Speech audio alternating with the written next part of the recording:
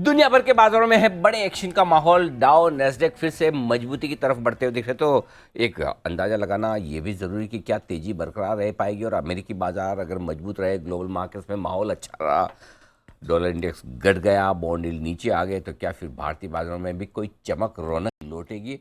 क्या क्या ऐसी बातें हैं इस महीने के लिए जिन पर आपको हमको रखनी है नज़र, और नज़र के साथ साथ विश्लेषण भी, और ये बताने के लिए और कौन हो सकता है?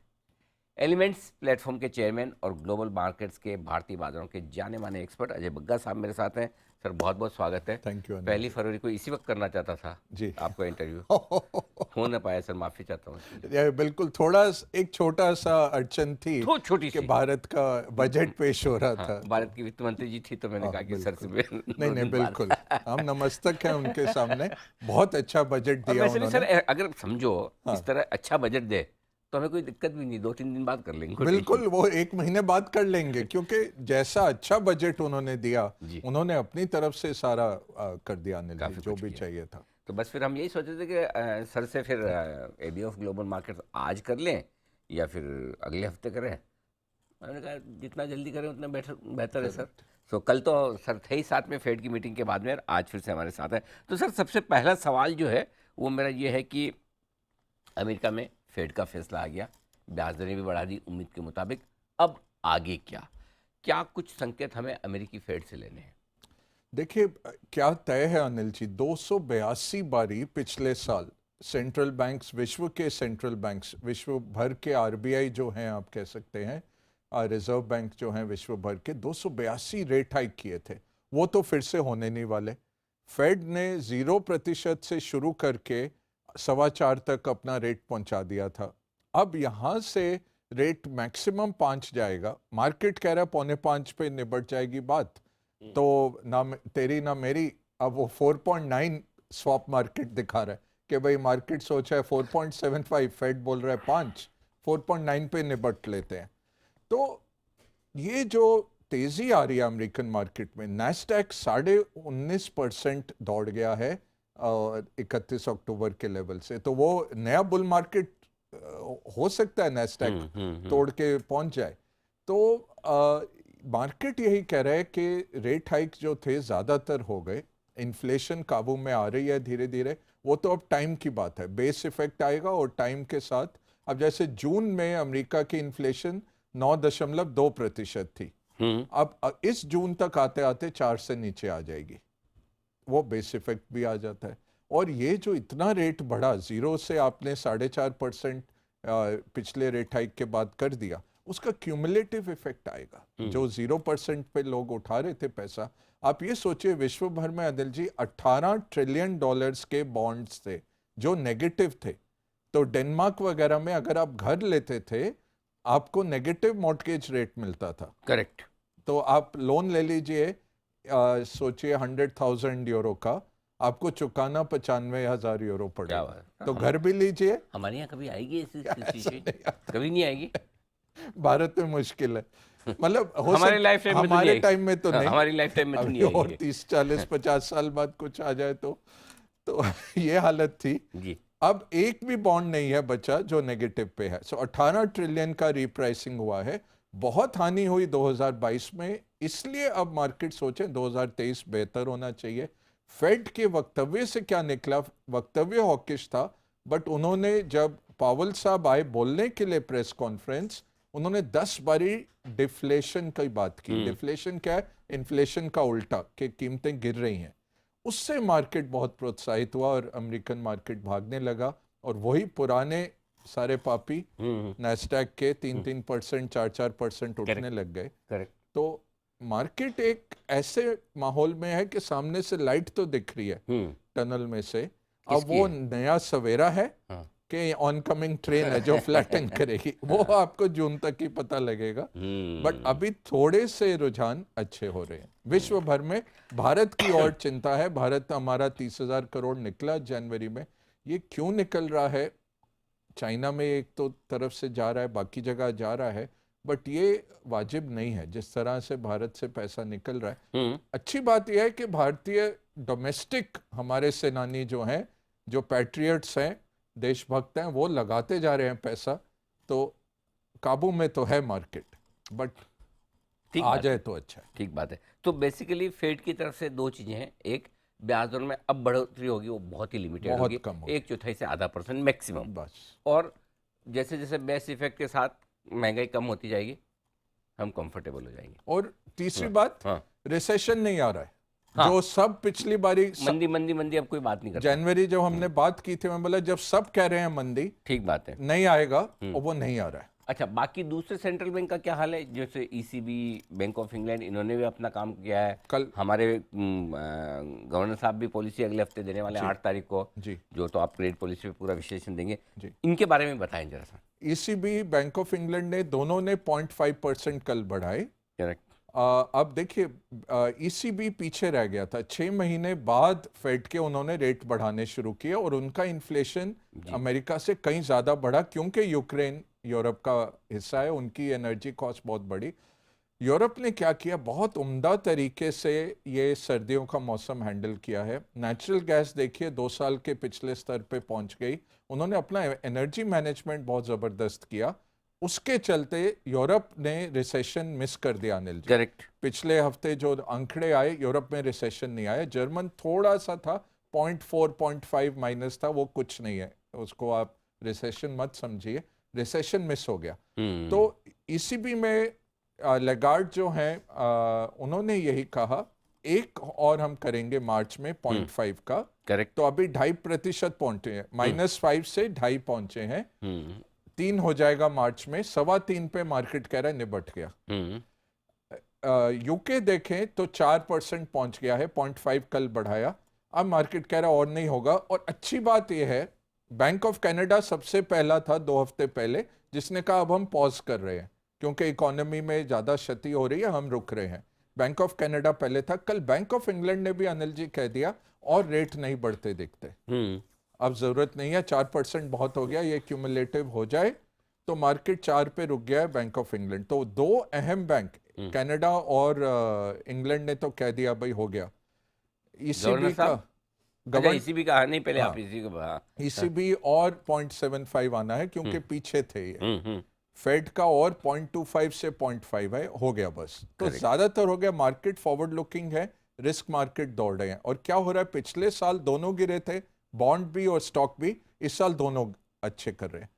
कल जर्मनी का बॉन्ड 10 साल का यील्ड गिरा, मतलब बॉन्ड प्राइस में बढ़ा। करेक्ट। हमारा देखें 10 साल का, 14 साल का पेपर, 20 साल का, कल 1-1 रुपया बढ़ गया था। हमारे यील्ड भी गिरे कल। तो उससे यही दर्शा रहा है कि आरबीआई 1.25 शायद कर दे, जरूरत तो नहीं है। उनको प्रॉब्लम क्या है अनिल जी, कि कोरियन वॉन 15% दौड़ गया अमेरिकन डॉलर के सामने, येन दौड़ गया 15% ऊपर, थाई बात 12%, ईसीबी 10%, ये यूरो हम वही हम कब दौड़ेंगे? अब 8% चाइना दौड़ गया, और हम वहीं रेंज बाउंड हैं। तो इसलिए एक रेट हाइक शायद और कर देंगे, थोड़ा सा रुपये को सांत्वना देने के लिए। 6.25 का चलिए 6.5 हो जाएगा, उसके ज़्यादा नहीं है। तो थोड़ी सी करेंसी अगर कम, थोड़ी सी अगर रेट हाइक की तो करेंसी मजबूत होगी डॉलर के सामने, और वो आरबीआई चाहेगा भी, क्योंकि बाकी करेंसी अगर मजबूत हो रही है तो हम क्यों ना हो। अच्छा, अब तीसरी बात जो सर है वो थोड़ा हमारे पड़ोस में चाइना से। अब चाइना की रीओपनिंग की बातें फिर से आने लगी है। एक और जहां महंगाई को लेकर थोड़ा कंफर्ट कॉन्फिडेंस आ रहा है, अगर चाइना फिर से खुला तो। और चाइना को लेकर क्या बन रहा है व्यू, अभी ये बताएं सर। चाइना देखिए, उनका लूनार ईयर हॉलीडे हो गया। अब कोविड की तो कोई खबर नहीं आ रही, ना मौतों की, ना संक्रमण की, सब हो गया। अभी सबको कोविड हो गया। उन्होंने कहा जी 100 करोड़ लोगों को हो गया, 1 हफ्ते में रिकवर हो गए। जिनको ऊपर जाना था वो चले गए, और कुछ हजार हैं। और है बुरी बात, बट अब क्या करें, पूरी पॉपुलेशन तो बिल्कुल हर्ड इम्यूनिटी में आ गई। और अब इतना हो गया, हांगकांग वाले अनिल जी कह रहे हैं 5 लाख फ्री टिकट देंगे टूरिस्ट को वापस लाने के लिए। अब वो पता नहीं कहां से आएंगे, हम सबको चलना चाहिए। हाँ, जैसे मिले, आई थिंक 2-3 लोगों को लगा दो टू कीप चेकिंग, कि जैसे ही 5 लाख फ्री टिकट टूरिस्ट को हांगकांग देने की सोच रहा है, क्योंकि लोग दहशत में थे जाने के लिए। अब वो रीओपन करने के लिए, भाई जो जाएगा $1000 तो खर्चेगा जाके, तो फ्री टिकट लेके लोगों को, जो जाएगा साथ में फैमिली को भी ले जाएंगे। तो कल इन्होंने ये हेडलाइन कर दी। बट चाइना का क्या होने वाला है, चाइना रीओपनिंग हो गया है, मार्च तक आप देखेंगे ये ट्रैक्शन बढ़ते हुए। चाइना का ग्रोथ है 3% से 5.5% इस साल ग्रोथ है, और इस साल में 50% दुनिया की ग्रोथ चाइना और भारत से आ रही है। तो हम भी बड़े बन रहे हैं। जो हमारा 11% नॉमिनल ग्रोथ है या 6 से 6.5% रियल ग्रोथ है, हम काफ़ी उसमें आ रहे हैं। अब चाइना के ग्रोथ से क्या होगा, ऑलरेडी आपने देखा है कॉपर हो, आयरन ओर हो, ये अक्टूबर के नंबर से अभी तक 20% 40% भी कुछ दौड़े हैं। तेल नहीं दौड़ा है क्योंकि रशिया का तेल आ रहा है मार्केट में। सो तेल, एक तो अमेरिका ने अपना इन्वेंट्री भरते जा रहे हैं, करेक्ट। दूसरा रशिया, ऐसा नहीं है सैंक्शंस के बाद चाइना और भारत खरीदते जा रहे हैं रशिया का तेल, और वो जो डिमांड है वो अब जो सप्लाई है वो यूरोप जा रही है। तो मिडिल ईस्ट की जो सप्लाई थी वो यूरोप जा रही है, भारत और चाइना के अंदर रशिया तेल आ रहा है। तो तेल अभी बढ़ नहीं रहा है, बट बाकी कमोडिटीज दौड़ेंगी। दूसरा, सप्लाई चेन में जब चाइना गुड्स आने लग जाएंगे तो थोड़ी कीमतें कम होंगी। अब ये है कि क्या इन्फ्लेशन फिर से सर्ज करेगी चाइना की वजह से? नहीं, क्योंकि विश्व इकोनॉमी 3.1 से 2.4 आ रही है, और फिर 3.1 2024 में जाएगी। ओके तो बाकी जगह जो स्लो डाउन है वो चाइना बैकफिल करेगा, अनिल जी, ओके। ये तो बात है। तो फिर सर एक चीज़ बताओ, फिर अगर चाइना पे इतना भरोसा है तो फिर ये जो पैसा हमारी एफआईज बेच के जो कहते हैं कि भाई चाइना वाइना में जा रहा कर रहा है, तो फिर और जाएगा वहाँ पे, जा रहा है, और भी जाएगा। और भी जाएगा। तो हमारे यहाँ जल्दी से आने वाले नहीं है एफआईज के पैसे। पैसा तो बहुत है उनके पास। हाँ। देखिए, just to give an idea, पिछले साल पूरे साल में चाइना में 12 बिलियन डॉलर गया, बस निकलता जा रहा बस। था। अक्टूबर के बाद आ रहा था, जनवरी में ही 19 बिलियन उन्होंने डाल दिया। पूरे साल से 1.5 गुना उन्होंने चाइना में डाल दिया, बट 19 बिलियन ही गया ना। हमारे को नेगेटिव भी ना करें वो भी अच्छा हो जाएगा अनिल जी, क्योंकि 30,000 करोड़ तो आपके डोमेस्टिक डाल रहे हैं। अगर वो नेगेटिव ना निकले, हमारा मार्केट उछलने लग जाएगा। तो ना भी डालें, रुक भी जाएं, तब भी अच्छा है। और मेरे को कोई ऐसा फैक्चुअल रीजन नहीं दिखता क्यों भारत से आप निकाल रहे हैं। ग्रोथ हमारी खाली वेलकम, थोड़े हम महंगे इसलिए बस, महंगा तो या हम ठीक, नहीं गिरे इसलिए, नहीं गिरे। ये तो लॉजिक ठीक नहीं है। आप अगर 1 जनवरी से अभी तक करें, हाँ 100 पे अगर मार्केट था, भारतीय मार्केट 96 पे है, जी बाकी सारे मार्केट 44 तक है। जी। तो हमने आउट परफॉर्म किया है पिछले 13 महीने में, करेक्ट। बट इतना कुछ नहीं किया, और इतना हमारा अर्निंग्स भी नहीं बिगड़ने वाला। इतना जबरदस्त जो बजट आ रहा है, कैपेक्स वाला बजट आ रहा है, जो पिछले 10 सालों का काम चल रहा है भारत में, उसका इंपैक्ट आ रहा है। तो फैक्चुअल कोई रीजन नहीं है, सेंटिमेंटल आप सोच सकते हैं। चाइना हमारे से कम था, 12 पे था चाइना जब हम 24 पे हैं वैल्यूएशन वाइज, अब वो 16 आ गया चाइना।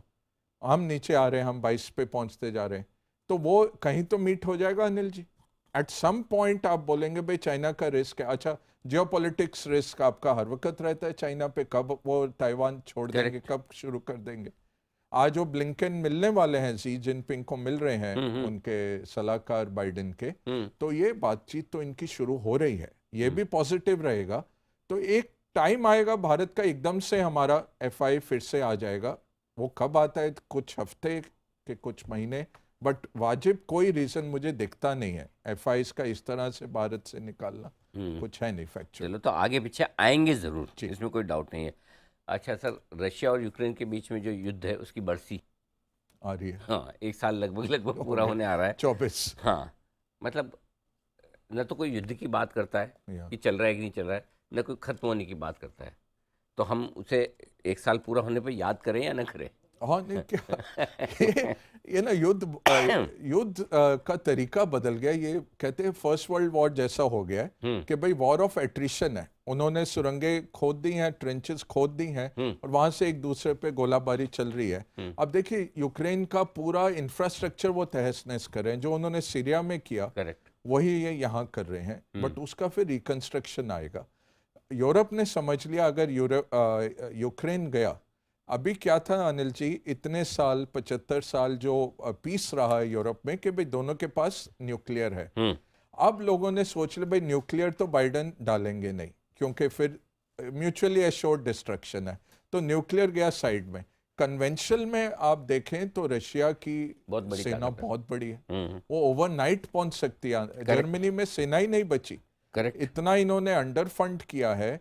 और गोलियां बारूद सब इतने इतने दिनों का है, छोटे छोटे दिनों का ही रह गया है। तो अब ये रीआर्मामेंट चल रहा है। आपने देखा होगा जापान ने कहा 300 बिलियन डॉलर हम खर्चेंगे, क्योंकि जापान को डर है ताइवान वो आए, ताइवान से जापान आना बहुत आसान है।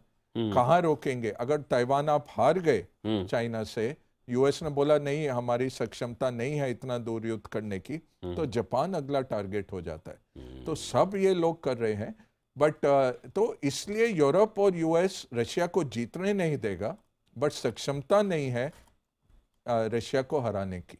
ओके। तो वो आर्म्स ही देते जा रहे हैं। और आपको याद होगा पिछले फरवरी में जर्मनी हेलमेट भेज रहा था, अब वो टैंक भेज रहा है, वो लियोनार्ड टैंक्स जो हैं। तो ये बदल गया, ये तब्दीली आ गई है। पहले तो कहते हैं हेलमेट ले लो ना, पर रख लो भाई अपने हेलमेट। अरे सर, वो है ना, वो वैसा हाल है जर्मनी और यूरोप के देशों का, जैसे वो नहीं होता है कि अपने घर में कोई एक्स्ट्रा सामान पड़ा है, काम नहीं आ रहा, तो किसी को अपने काम में मदद करने वाले को, ड्राइवर को, माली को, किसी को, उनको दे भाई तू रख ले। ये वैसे दे रहे हैं। करेक्ट। उसको क्या चाहिए उस हिसाब से नहीं दे रहे हैं, मेरे पास क्या एक्स्ट्रा वो ले जा। वो कह रहे ये हैं हो रहा है डिफेंस दो। अच्छा, जहाज उनके सोवियत इरा के हैं, वो मिसाइल जाता है 3 गुना उससे तेज, जहाज बेचारा धीरे धीरे चल के जा रहा है। वो कह रहे हमें नए प्लेन दे दो, F-16 दे दो। वो नहीं बोले देंगे, नहीं देंगे, वो नहीं देंगे, हमारे जो काम नहीं आ रहा वो ले जाओ। हाँ, ये कपड़े में नहीं पहनता, तुम ले लो। तो ये करेज है यूक्रेन का। उनकी पॉपुलेशन है, सारी पॉपुलेशन उतर गई, ये नहीं सोचा था किसी ने, बट ये चलता रहेगा अनिल जी, ये ड्रैग ऑन हो रहा है। बहुत ही बढ़िया। अच्छा सर, अब आते डॉलर इंडेक्स पे। जी, गिर गिर के एकदम 9 महीनों की निचले स्तर पर आ गया, 101 के आसपास आ गया। क्या व्यू बन रहा है सर? यहाँ से और नीचे जाना चाहिए। अच्छा। अगर आप फंडामेंटल्स देखें, 31 ट्रिलियन डॉलर का लोन है इनके सिर पे, जस्ट सरकार के सिर पे। बाकी करें तो और भी हो जाता है, क्योंकि रिजर्व करेंसी है, क्योंकि सेफ हेवन है, दुनिया भर आके इनमें इन्वेस्ट करता है, तो इसलिए ये टिका हुआ है, नहीं तो और नीचे जाना चाहिए। तो पीक डॉलर हो गया 114 का पिछले साल, वहां से 101 पे आ गया है। अब यहाँ टिका हुआ है, थोड़ा टाइम लेगा, बट नीचे आएगा। और कच्चा तेल?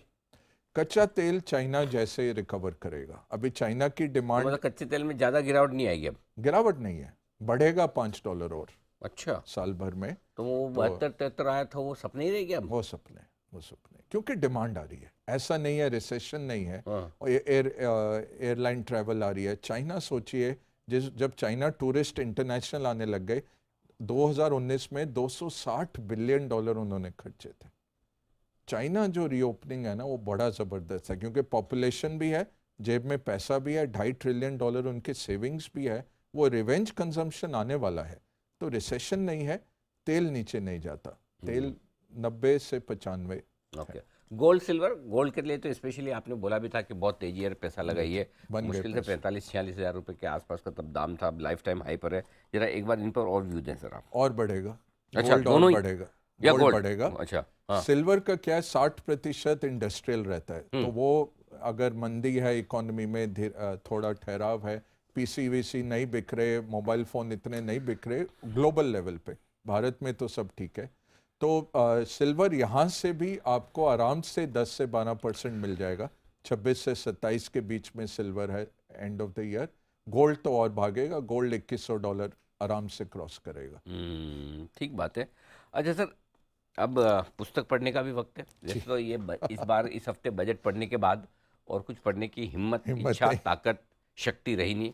बहुत पढ़ना पड़ता है सर, बहुत पढ़ना पड़ता है। पढ़ के एक एक चीज़ में दिमाग भी लगाना पड़ता है। फिर भी ये तो हमने किया है। आपके चाहने वाले जो हमारे दर्शक हैं, उनके लिए कोई एक अच्छी सी किताब बताएं। एक बड़ी अच्छी किताब है Anil ji, Warren Buffett success secrets. ये किताब लेके आया हूँ, और केवल मात्र 130 रुपये की किताब मिलती है, क्योंकि कई बारी लोग कहते हैं सर बड़ी आपने महंगी किताब दे दी। तो इस बारी मैं सोच रहा था, एक तो लंबी अवधि के निवेशक, क्योंकि वॉलेटिलिटी इतनी है, लोग घबराए हुए हैं, तो सक्सेस सीक्रेट्स पढ़िए वॉरेन बफेट का। और इसका बहुत अच्छा एक कोट है अनिल जी, अगर आप इजाजत दे तो। जी सर, प्लीज। हाँ, तो अगर डायरेक्टर साहब कोट दिखाए। पहले इंग्लिश में पढ़ना सर। हाँ जी, लीजिए, ये इंग्लिश भी है मेरे पास। इंग्लिश हाँ, मैं आप आपके ही लिए पढ़ दीजिए। हाँ सर, अंग्रेजी वाला आप पढ़ लो, हिंदी वाला मैं पढ़ लेता हूँ। हाँ, ये हिंदी वाला आपके सामने आ गया है। ये लॉन्ग टर्म इन्वेस्टर्स के लिए देखिए, if you are not willing to own a stock for 10 years, don't even think about owning it for 10 minutes। मतलब अगर आप किसी शेयर को 10 साल के लिए नहीं खरीदना चाहते तो प्लीज़ 10 मिनट के लिए भी ना खरीदें। मतलब फिर आपको लेना ही नहीं है, लेना है तो 10 साल का सोच कर लेना है। ये सोच कर लेना है कि आपके अगली जनरेशन में ये शेयर आप किसी को अपनी विरासत को गिफ्ट करना चाहते हैं, नहीं तब तक- क्वालिटी क्वालिटी खरीदिए, लंबी अवधि के लिए खरीदिए। ये हम 99% हम जो इन्वेस्टर्स हैं हमारे लिए है, जो वॉरेन बफेट हैं दुनिया के, जो सोचते हैं मैं ट्रेडिंग से बना सकता हूँ, डेटा तो नहीं दिखाता ट्रेडिंग से पैसा बनते हुए, बट जो शॉर्ट टर्म सोचते हैं उनको वो मुबारक। बट 99% हम जो रिटेल इन्वेस्टर्स हैं उनके लिए क्वालिटी में रहिए लंबी दौड़ के लिए, और ये सोच के एसेट एलोकेशन, ये सब चीज का निचोड़ है इस कोट में अनिल जी। एसेट एलोकेशन ऐसे करिए कि 10 साल मार्केट बंद भी हो जाए आपको फर्क ना पड़े, क्योंकि आपके पास इनफ पैसा और चीजों में है, बॉन्ड्स में है और जगहों में लगा हुआ है। सोना खरीदिए, चांदी खरीदिए, वो अच्छा है। 5% से ज्यादा नहीं पोर्टफोलियो में। बिल्कुल ठीक बात है। तो ये है आपके लिए एक बड़ा मंत्र जो अजय सर की तरफ से आता हुआ वॉरेन बफेट के शब्दों को आपने दिया है। बहुत बहुत धन्यवाद सर। इस बार तो मतलब समय बढ़िया चल रहा है हमारा, लगातार 3-4 दिनों से आपसे रोज मुलाकात हो रही है और रोज मेरा भी अच्छा चल रहा है आपसे, रोज इतना आप हंसा देते हैं कि जो भी मार्केट हो पूरा वो हो जाता है प्लेजेंट। नहीं सर, कुछ कुछ लोग कहते भी हैं कि भाई इतना सब मार्केट है, हाहाकार मचा, आप थोड़ा हंस रहे हैं। लेकिन क्या ये तो अगर हमारे सीरियस होने से सब मुंह फुला के बैठ के से आंसू आंसू निकालने से भी अगर शेयर गिरना बंद हो जाए तो हम तो वो भी ट्राई कर सकते हैं। इतनी एक्टिंग तो कर ही लेंगे सर। वो बाल्टियां भर लेंगे रो रो के पूरे। लेकिन भाइयों जो थोड़ा कम से कम वेल्थ जारी, हेल्थ तो कम से कम आपकी सलामत रहे।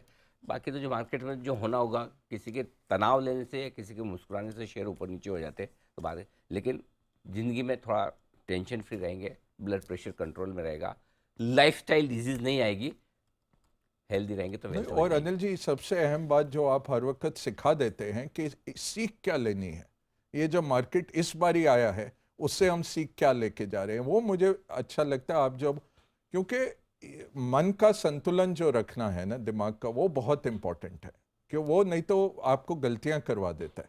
और ये ठीक है, ये आएगा, मार्केट ऊपर नीचे जाएगा, आप क्या पता आरबीआई आप ना बढ़ाएं रेट, एकदम भाग जाएगा मार्केट। करेक्ट। क्या कह सकते हो, आउट ऑफ कंट्रोल बहुत सारे फैक्टर्स हैं।